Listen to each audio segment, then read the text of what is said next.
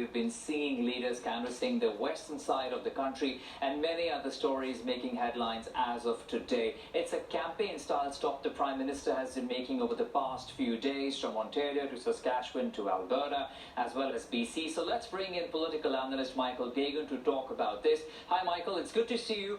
Let me begin by asking about what the Prime Minister had to say today in BC. It's a partnership between the province and the federal government on improving, early learning and childcare. Billions of dollars being spent there. What do you make of that announcement today?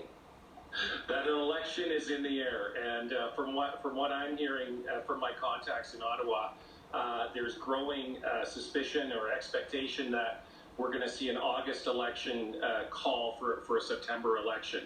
And so, rolling out these good news announcements, because I believe the Prime Minister was in Alberta earlier, it's all part and parcel of trying to gather as much support as possible before pulling the plug and going to the polls. And I want to talk to you about the larger picture as well, Michael. It's not just the Prime Minister in action right now in the past few days, like I was saying, whether it was Ontario, Saskatchewan, Alberta, or now BC. We're also seeing many of his ministers who have made several announcements over the past few days. And then we have the Conservative leader, Erin O'Toole, in Calgary as well. And then you have Jagmeet Singh in BC too, making some sort of announcements attacking the government. Pretty much campaign-style events taking place across the country.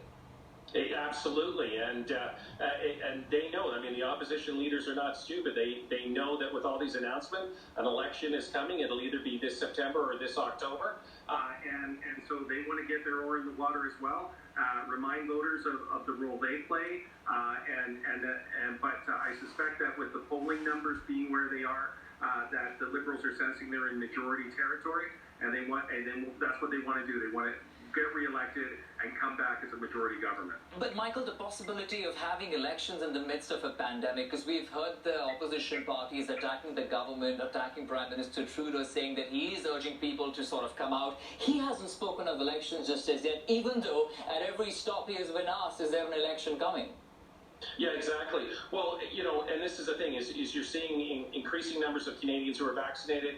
In BC, masks have gone from being, a requirement to encourage. So we're easing of restrictions, at least out here in the West. And so it's kind of a good time to call the election. Because the other thing is they're looking at the provincial governments that had called elections in the midst of this pandemic. And the majority of them ended up being re-elected, quite handily with majority governments. They want to do the same thing at the federal level.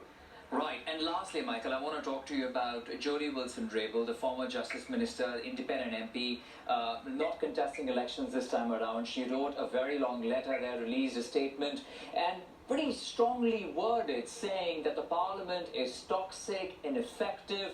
What's your take on that?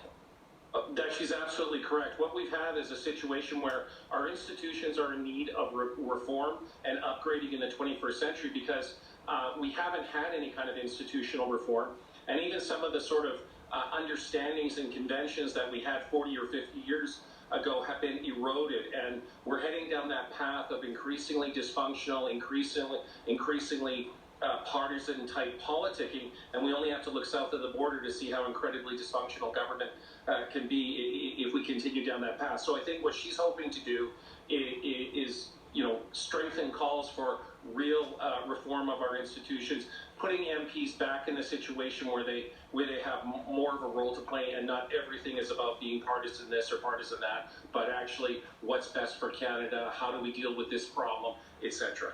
Hey, Michael, thank you for your insights and analysis on all these stories. Political analyst Michael Gagan, appreciate your time. Thank you very much. And with that, we'll take a short